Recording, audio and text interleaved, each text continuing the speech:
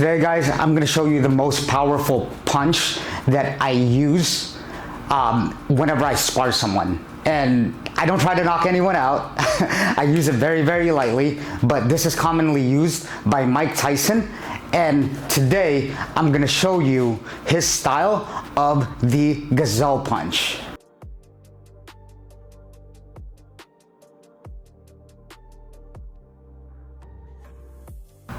What's going on, guys? My name's Chris. Welcome back to Sicat Kickboxing Club. If you haven't done so yet, please subscribe to the video and like this video. Only if you're getting value out of it. Please share this with all your friends that wants to learn the art of fighting in general and the art of kickboxing. And also, I run a podcast.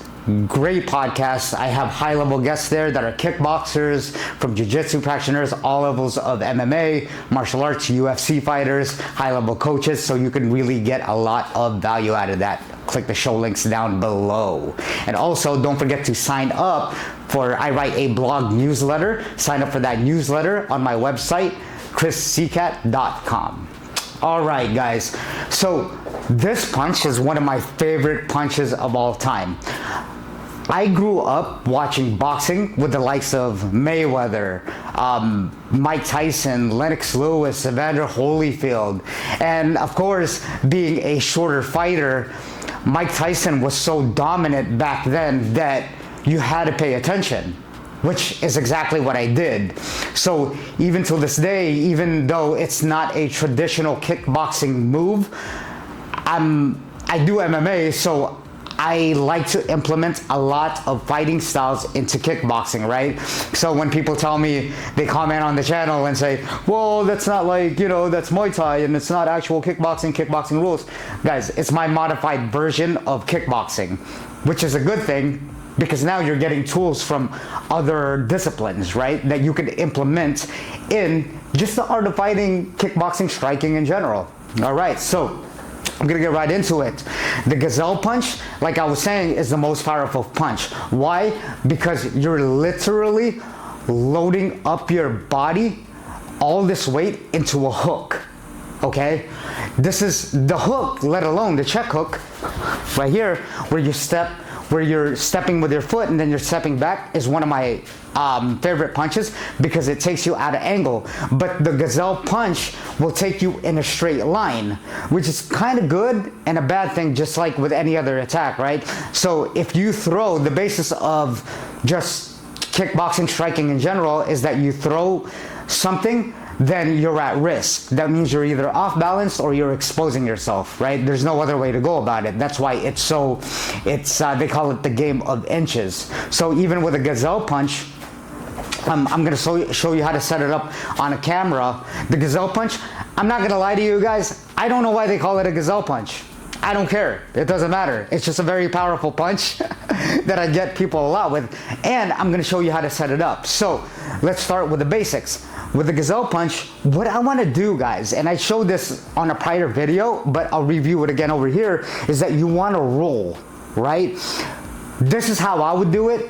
I know a lot of people do it different, like they'll duck and then just go in for it. So technically that's what a Gazelle Punch is that you're gonna kind of change levels. Changing levels means you're gonna dip your head, your whole body a little bit lower, like this, right? Look, here, and then you're going to pretty much hop, okay? So you're gonna hop with your back foot first, but the front foot is gonna follow right away, all right? So technically you think you're jumping, but you're not. You're just like, when you're in your fighting stance, you're always stepping with your back foot to move forward, right?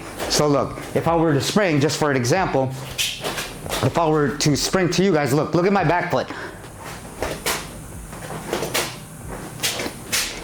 I'm literally using it to come forward to my opponent to gauge distance. But that's the same with the Gazelle. Even though it's a hopping motion, you're gonna jump with your back foot first, and try this very slow, and then you'll feel the extremities of your legs working. So you're gonna notice the back foot getting off the ground first, and then your front foot follows, and then you follow with it. So I'll show you what I mean. So the movement of the Gazelle Punch, guys, before I show you my version of it, is this. Look, I'm going to hop. You see that? It's just a basic hop, but this is very important. It seems very basic, but trust me, try doing it if you haven't done it before. It's hard to do, okay? You need the coordination, you need to use pretty much all your body to do this move. So again, look, if I'm here, I'm going to, you see that? You see that hop? Look, I'm gonna go towards the camera now.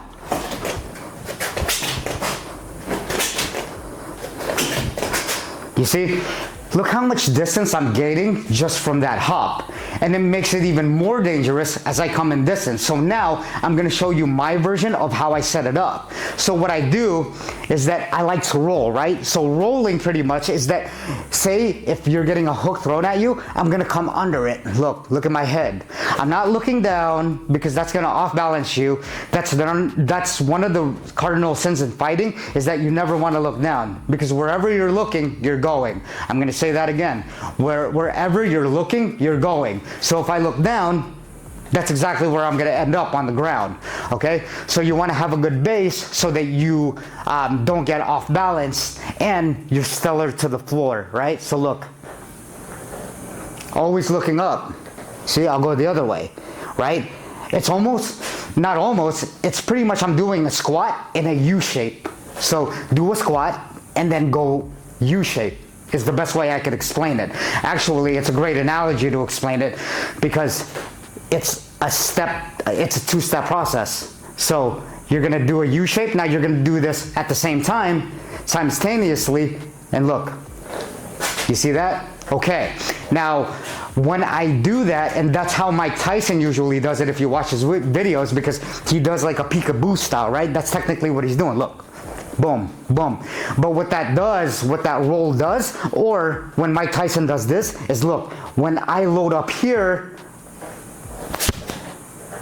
all my weight is on this side for me to throw that hook. And that's what makes this hook so powerful, all right? So when I'm throwing the Gazelle Punch, now I'll mix it all together.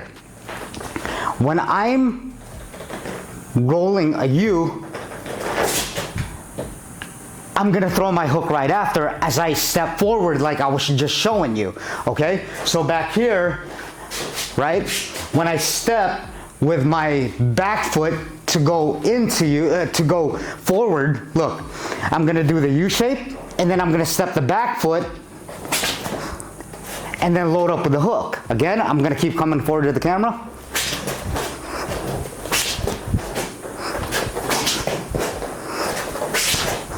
You see that? Number one, guys, I really like this punch because it gauges a lot of distance, right? It's almost as in you're blitzing them, you could say. Now, be careful because you are still in a straight line, right? Once you end up here, you're gonna end up still on a straight line, even though you're going at an angle with the roll.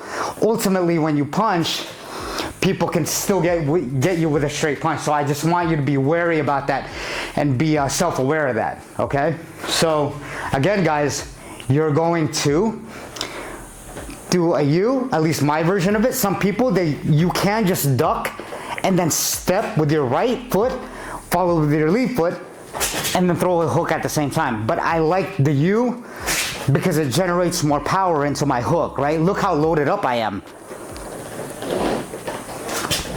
When I do it in slow-mo, you can literally see, like, I'm like, I don't know, Dragon Ball Z, just turning Super Saiyan, and then I'm loading you up with a punch. I don't even know if that makes sense because I don't usually watch that. But anyway, I'll show you guys on the back. Watch, look.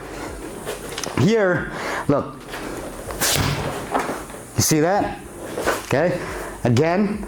Or I could do it the other way. This is a more simpler way where I'll duck here without the U.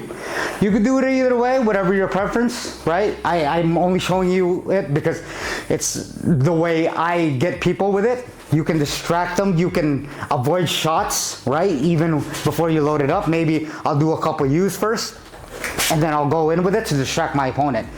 So again, guys, one more time.